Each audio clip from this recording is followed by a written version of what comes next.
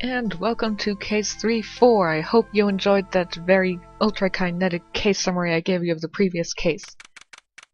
No need to remember the important thing that happened in that case, because it isn't important here, because this is a flashback. I'm so nervous. I feel like I'm gonna die. I never should have accepted this case. Ah! Oh. Good morning. Don't be so jumpy, Mia. I didn't do nothing. I swear I didn't kill nobody. Terry Falls, my first client. Sentenced to death 5 years ago and now a prison escapee. Yeah, this is another one. Okay, it's gonna happen again, but why is somebody who was sentenced to death 5 years ago still alive after 5 years? Whatever. Just relax, Mia. Make small talk and try to relax him. So why did you escape anyway? Oh, duh! Yeah! I'm sorry! I didn't do nothing. I didn't kill nobody. I never lied. I didn't escape from nowhere. But Mr. Falls, the police just recaptured you 2 days ago. Sorry, I told a little lie. Oh boy. But anyway, I didn't do it. I never killed nobody. Sorry for asking, but you're on death row, right? I'm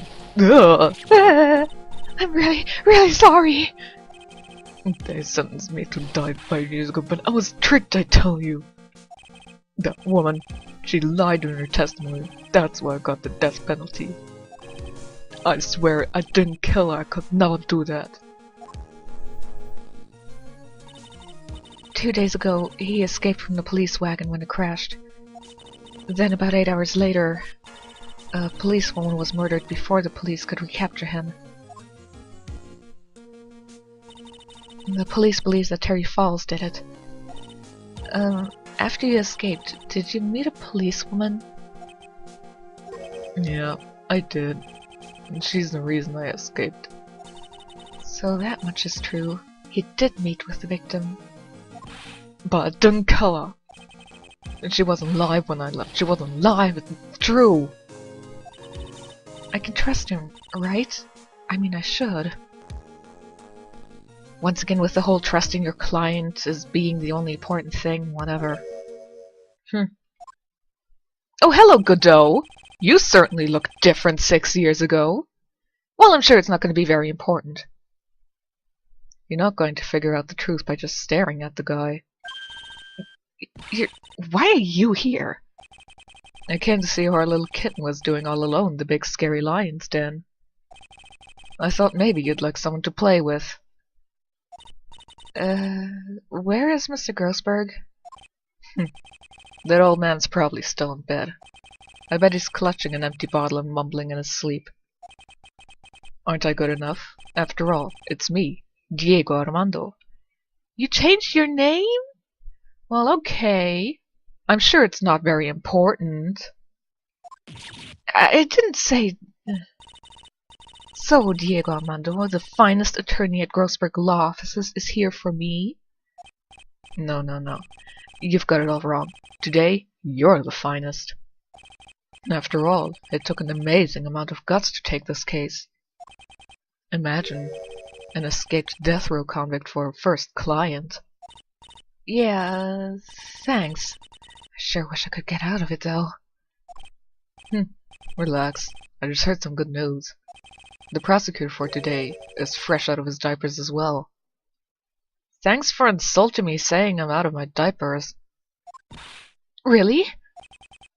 However, unlike a certain somebody who I won't mention, he's earned the reputation as a genius since beginning his law career. If this is his first case, doesn't that mean that he is just starting his law career? Genius? Well, it's about time to head in, kitten. Sharpen those claws of yours. It's go time. A solitary confinement cell for the condemned must be the world's loneliest place. And that's what my client ran away from. Every other lawyer gave up on him, but not me. When I saw those overflowing eyes and heard that simple, childlike voice, I just had the feeling that he was telling the truth.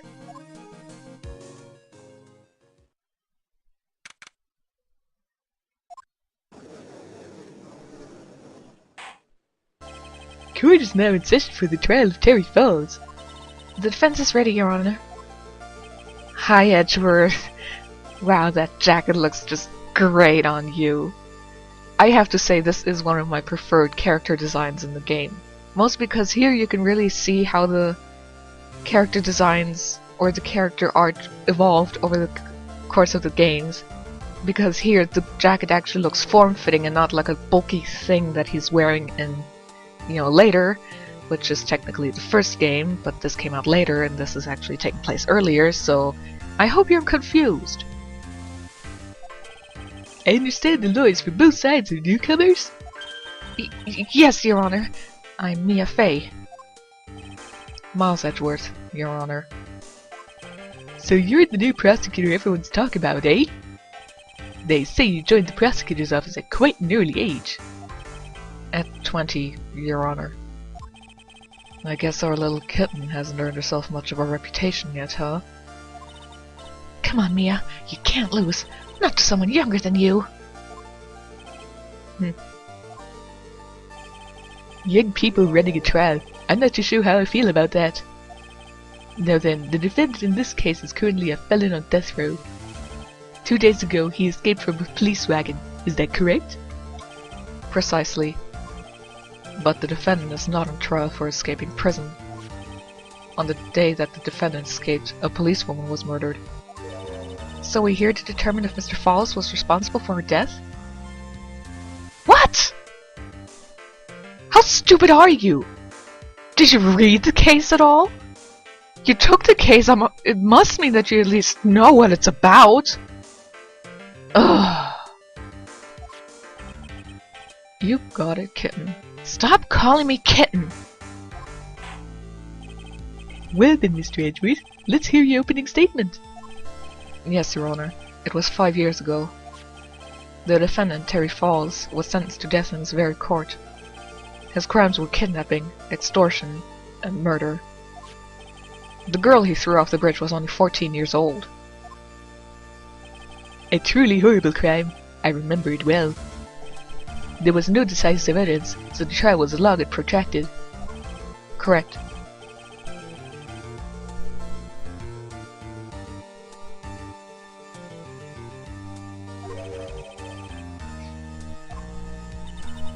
A witness's testimony. Why do you have to repeat that?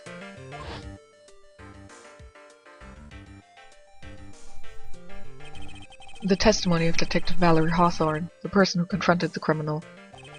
She arrested Mr. Falls at the scene and later testified against him. She said she witnessed Mr. Falls throwing his young victim into the river.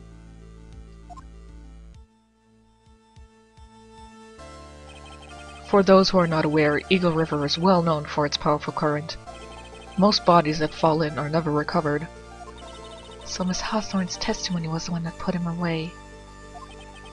That policewoman you just mentioned, that wouldn't be... Exactly. The victim.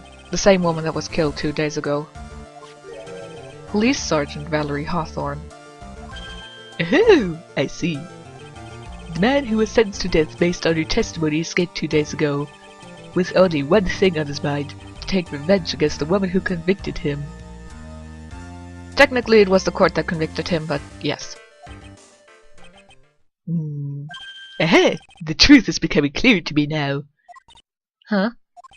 Yes, yes. It's quite obvious that the defendant is guilty. Wait a minute, that's not right. At least hear the case before you decide on the outcome, Your Honor. Watch yourself, Miss Fey. I'm not sure I care for your word choice or your tone of voice. Young people these days simply don't know how to respect their elders. Why, you're even younger than me, you hypocrite! He said elders, not people who are around the same age. Now then, Mr. Edgeworth, please call your first witness. I called the detective who was in charge of the initial investigation of this case.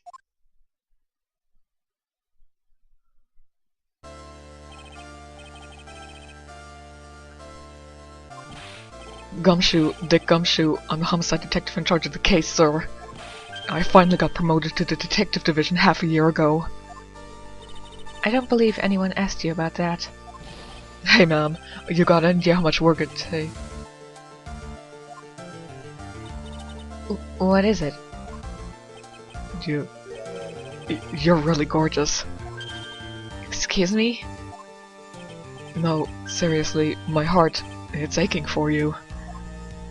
Detective, pull yourself together and try to be professional.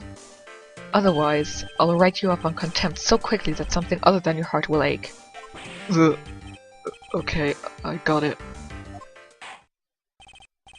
Now, detective, tell us about the incident. Yes, sir, right away. The victim was Sergeant Valerie Hawthorne, a veteran on the police force. She was stabbed in the back with a knife and died from excessive blood loss. That much is already stated in the autopsy report. I should have checked that before, shouldn't I? Whatever. I'm sure the game will tell me multiple times. No need for me to check the court record. Yes, sir, I gotcha. Okay, let's take a look at the aerial map of the area here. This is a sketch of Dusky Bridge, an old suspension bridge. And the river that runs under there is Eagle River. The victim and the defendant met there on top of the bridge. After stabbing her in the back, the killer carried the victim back to his car. He was recaptured at a police checkpoint as he was trying to make his getaway, sir. I see. Was the victim's blood found at the bridge? The victim, Sergeant Valerie Hawthorne, was wearing a thick coat, sir.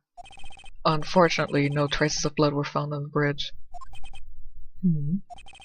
Mr. Edgeworth, I warn you that I absolutely despise conjecture. If there was no blood on the bridge, then you have no proof that they even met there. Your Honor,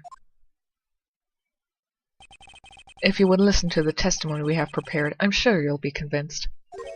The two of them most certainly did meet on the bridge that day. Why, Mr. Edgeworth, you're trying to seduce me. Don't I wish? I'm not sure I like you wagging your finger at me as though I were some hoser. Detective, proceed with the testimony. Yes, sir. Here we go, Mia. Hang on. Okay, now, listen carefully, kitten. One little mistake and this guy will drink you for morning tea. Trust me and get ready.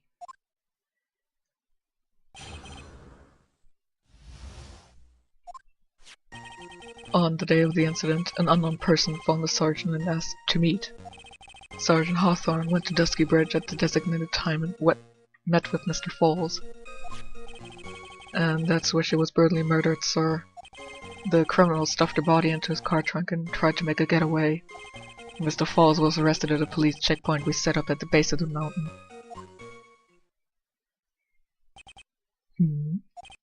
Well, you certainly have established the importance of the bridge. Naturally. Now, would the defense please hurry up and proceed with the cross-examination? Yes, Your Honor. Cross-examination coming right up. Hey, settle down there, kitten. If you keep trembling like that, you're gonna make me spill my coffee. Don't call me kitten. And I am going to strangle you with those armband thingies on your forearms. I'm not trembling. It's just cold in here. I'm sure you can see my nipples because I'm not wearing anything underneath my jacket. The courtroom can be a cold battlefield, alright. Especially for a beginner. I don't need you to worry about me. I mean the defendant, the witness, everyone's a beginner in here. You got me there.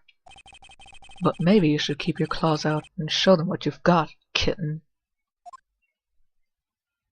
It's okay, Mia. Stay calm.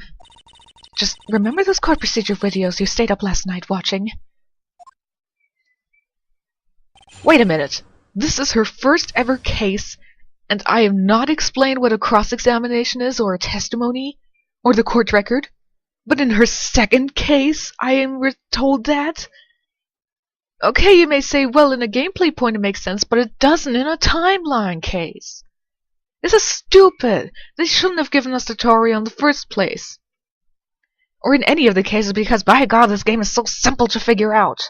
Even if you don't have the manual, which I didn't.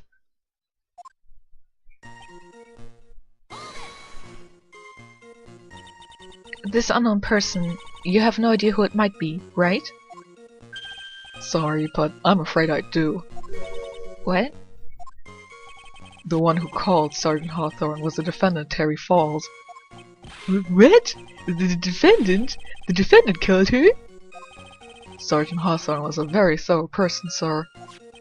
She left a note about her phone call with Mr. Falls. A note? Yeah, a top-secret memo that she left on her desk. I want to read it too. Falls, 4:30 p.m. at that bridge. Wear white scarf for identification. Talk to Dahlia. Tell her this time the whole truth must come out. Valerie Hawthorne, and now somebody mentioned Dahlia. I'm sure it means nothing. According to this note, it seems the one who called her to the bridge was, indeed, the defendant, Terry Falls.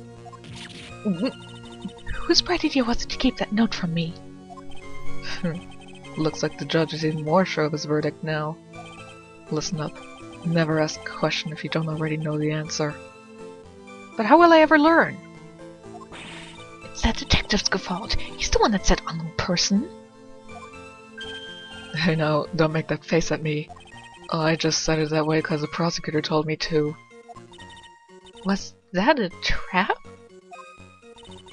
With that cute face, I didn't expect him to be so sneaky. Your fault for being mistaken or confused by a pretty face.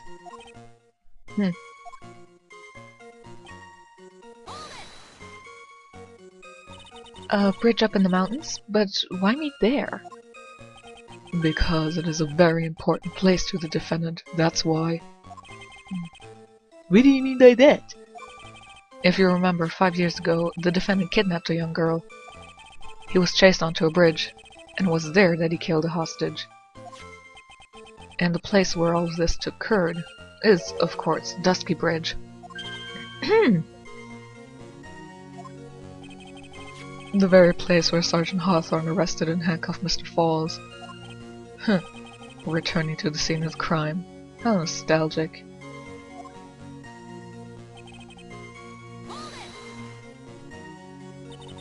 Was the body of the victim discovered right away? Yeah, we were really on the ball. We found the criminal within 1 hour of the murder. It was great. We even got to say, "Don't move! We've got you surrounded!" Wait a second. Is there something weird about that? The location was a suspension bridge up in the mountains.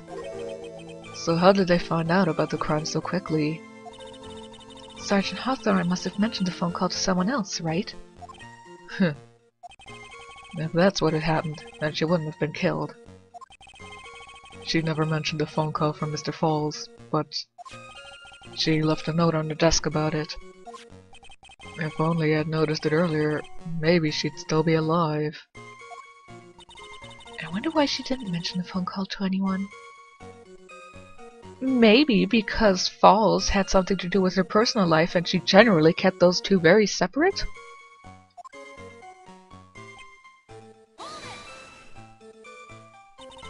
Mr. Falls had a car then? Well, that bridge is way up in the mountains, ma'am. The defendant and the victim both went up there by car. I mean, how else, right? What? You mean the defendant drove his own car? No, of course not. It was stolen. He stole it from a young couple that had been waiting at a red light. Car thieves. I'm not sure how I feel about car thieves. Is this guy sure about how he feels about anything? This is a photo of the stolen car's trunk. Naturally, that's the body of Valerie Hawthorne in there. Whoa! That doesn't look too comfortable. Well, when you're dead, you don't really care if something is comfortable.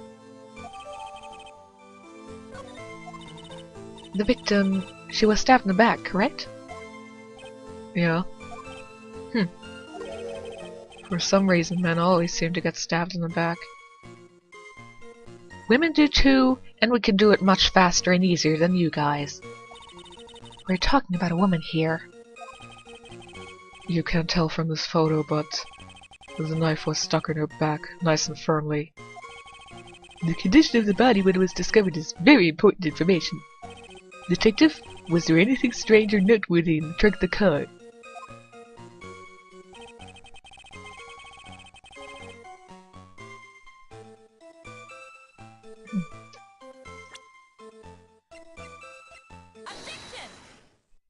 Yes, I have replayed this case quite a few times, but there is always one or two moments where I get a little bit stuck.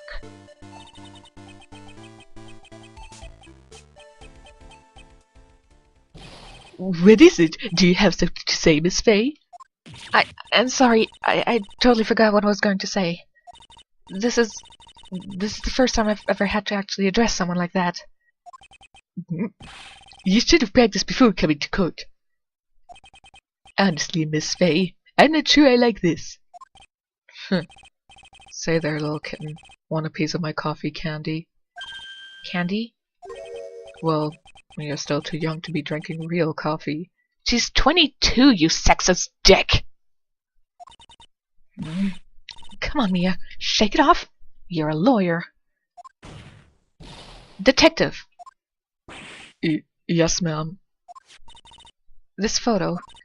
You said that there was nothing peculiar about it. Is that correct? Yeah, that's what I said. Well then, I suggest you take another look at the note written by the victim. The note? It very clearly says wear white scarf for identification. The caller must have forgotten what the victim looked like. Thus, this special request. Oh, I have one very simple question for you, Detective. Where is the white scarf? I can't seem to find it in this photo. Well, to be honest, we didn't find it in the trunk, ma'am. And you stopped there? You should have looked for it. Oh. Nicole told you to wear it to identify herself, so I'd expect she did just that. Well, Mr. Edgeworth, what do you have to say about this? I see the defense is a little lacking.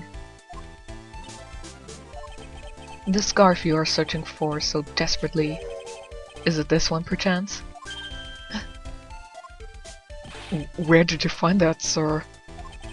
On Dusky Bridge. I was there first and decided to conduct my own investigation. Why? Why didn't you tell me? I made a decision to keep all pieces of evidence in my personal satchel. It's the safest place I know. Hey! Isn't that what Godot said in case 3-2?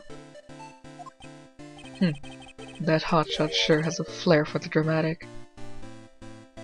Says the guy who constantly drinks coffee and, as Phoenix says, constantly talks in coffee knees. You are totally not up for the dramatic. It's not exactly white as the caller requested, but as you can see, it's close enough for what it was intended for. It's blue. If I was told to look or to wear a light scarf, I'd probably go for a slightly paler color. It looks like it spent some time in the mud. Not surprising. It was drizzling on the mountain that day. Prosecutor Edgeworth, he was intentionally hiding that scarf the whole time. The court will accept the scarf into evidence. Now, if the attorney for the defense is finished embarrassing herself, I'd like to move on with the testimony. That is alright with you, isn't it, Miss Fay? Boy, would I like to wrap the scarf around a smart little neck! Very good. Now if we're done with this mud-covered scarf business, the prosecution moves to establish conclusively and with hard evidence that Miss Hawthorne and Mr. Falls did indeed meet on that bridge that day. Further, we will show exactly what occurred there. That sounds quite promising. I can't wait to hear all about it. Everything's moving at a whim. Don't forget, kitten, there's a reason why everyone considers this kid a genius. Why? Just because he started at age 20? A genius, huh? He's still not any more better than he was before. Actually, there's an eyewitness who was there when that incident took place. This photo was accidentally taken by the witness. It shows her wearing the scarf, sir. It shows a person wearing a scarf, and that's it. It was dressing that day. Unfortunately, it's a little hard to see what's going on. Anyway, the criminal shoved the victim down from behind and stabbed her in the back. That must have been when the scarf fell off.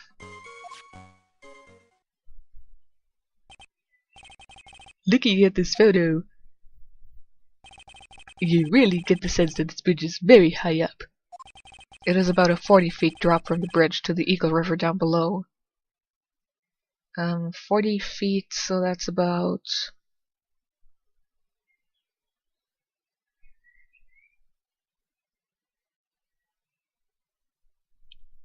13, 14 meters? I'm guessing? Mr. Edgeworth, who took this photo anyway?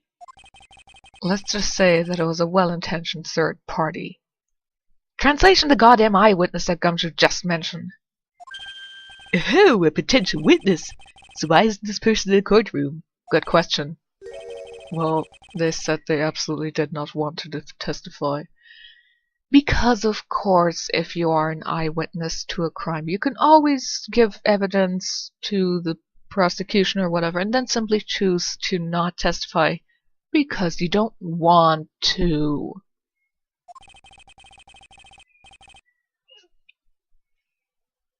The person in question is very delicate, Your Honor. Besides, as long as we have this photo, we see no reason to compel her to testify. I'm not sure how I feel about that.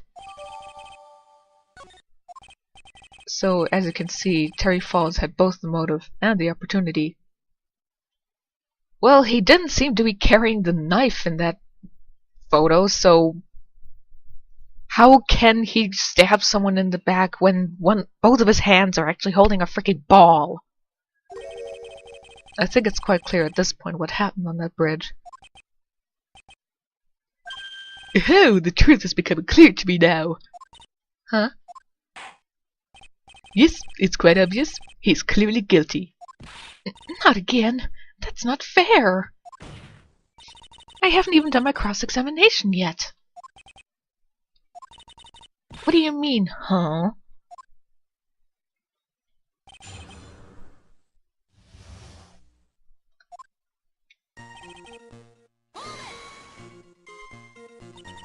Who is this eyewitness? She's a college student. A female college student? That's right, meaning she's female and a college student, ma'am. She doesn't do well in front of other people, so I came to testify for her. Maybe so, but as the attorney for the defense, I have the right to cross-examine her. For the time being, we're not relying on the witness's statements. That is all. What is that supposed to mean? The prosecution has other, more decisive evidence. Our case doesn't rest on the vague testimony of a female college student. A female college student, eh? It means she's female and a college student, sir. If you absolutely must hear testimony, you'll have to give us a good reason why. Please tell us about the more decisive evidence in question.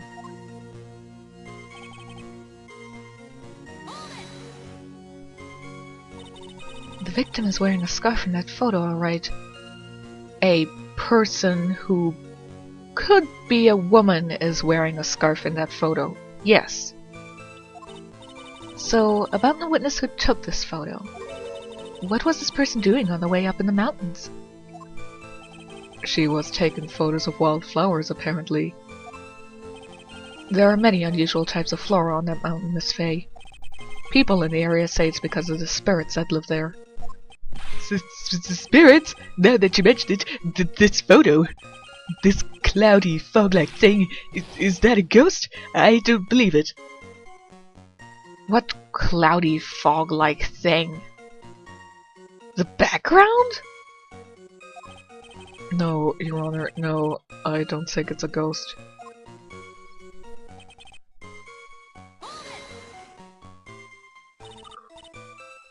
Drizzling, huh? That's right, and there was a light rain coming down. The whole place was dreary. But not as dreary as the mood that's in this courtroom right now, haha.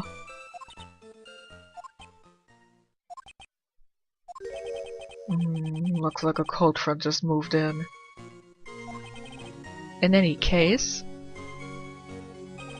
the point is that the area was quite damp. There was even some fog. I even slipped and fell while I was on the bridge. That was really something.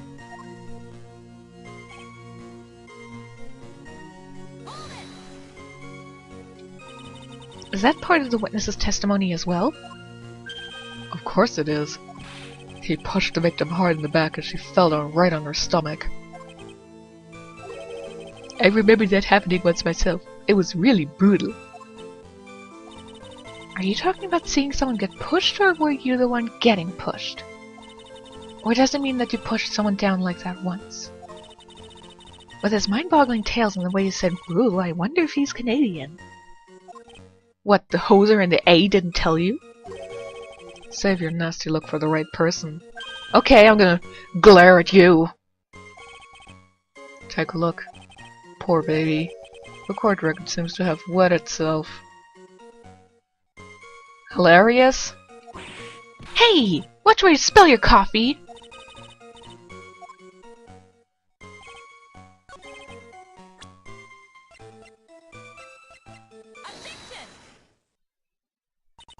So at the time of the crime there was a light drizzle coming down, correct? Yeah, and fog too. Just a generally soggy atmosphere. Well, I have evidence that doesn't go with the soggy atmosphere. But this is a photo of the victim's body that was found in the coat trunk. Considering the conditions at the scene of the crime, something isn't right. Well, by all means, please enlighten us as to what isn't right. What is it about this photo of the trunk that doesn't fit with the conditions that day? Naturally, the answer is right here. On her boob. Ha ha ha ha ha. The victim's coat? Sure, if you want to call it that, yes. As far as I can see, there's nothing strange about it. That's exactly what's strange. Remember the testimony. What were the conditions on the bridge that day? It was drizzling and foggy. Dusky Bridge was all wet. If the victim really had fallen down on her stomach on top of the bridge, then the front of the coat should have been covered in mud. That's exactly right. The other day, I fell in a muddy street and my gorgeous play of beard was befouled. I do admit that the crime scene was quite wet that day. However, that doesn't mean that the top of the bridge itself was muddy. If Your Honor had fallen in a shower instead of on a muddy street, his glorious hockey beard, pride of the legal league, would be wet, but not muddy. Fortunately, I have yet to test that. Still, your point is well taken. Can you prove that the surface of the bridge was muddy that day? The surface of the bridge, huh? A real man wouldn't stand for a taunt like this. I am a woman and I have a vagina, now shut up! Neither would a real woman. Of course I can. Here's the evidence that proves the surface of the bridge was muddy. Although I do have to say, technically, if she had fallen, even if there had not been mud, at least she should have had some wet splotches still left on the coat. But we know it's all lies, so... The evidence is the scarf. Oh! It should be obvious. If the scarf fell onto the ground and got this muddy, it means that the bridge was obviously covered in mud. I can't be outwitted by this novice bimbo. Hey, same to you, buddy. This phase assertion makes perfect sense to me. I do admit that there appears to be a contradiction between the condition of the victim's coat and her scarf. However, the real question is, why is there a contradiction? Huh? For every contradiction, there exists an explanation. Let's look at what the explanation in this case may be, shall we? Alright. It's not like he's really giving me a choice here. You're doing pretty good for a little kitten.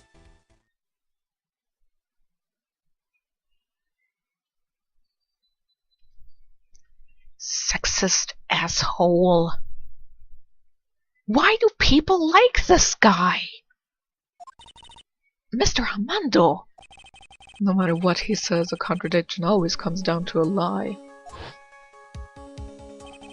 It's either the victim discovered in the trunk, the witness's photo showing the defendant and the victim, the defendant and a potential woman,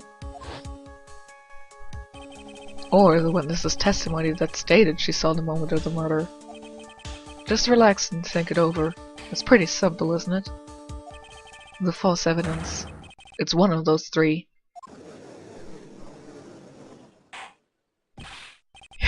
What you said just now. I'm not sure I like that. That wasn't me, Your Honor. It was the coffee aficionado over there that said it.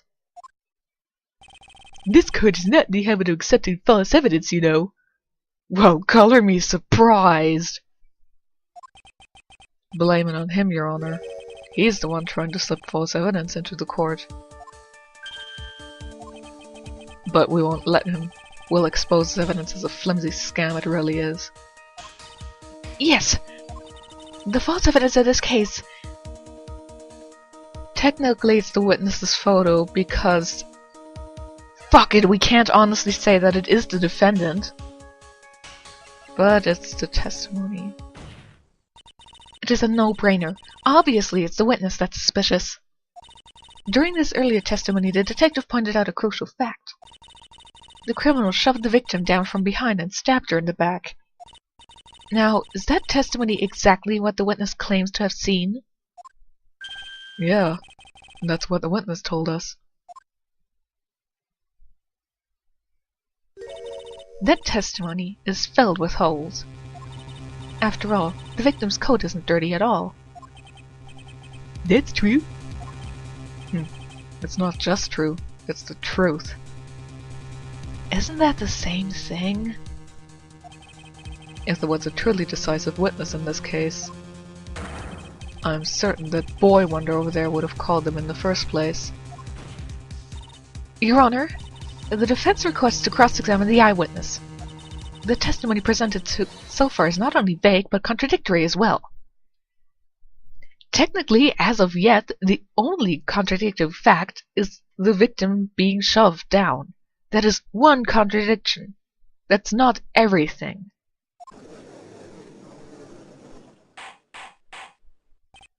Well, Mr. Edgeworth, it appears that we'll need to hear from your mystery witness after all. You should brace yourself for the brutal truth.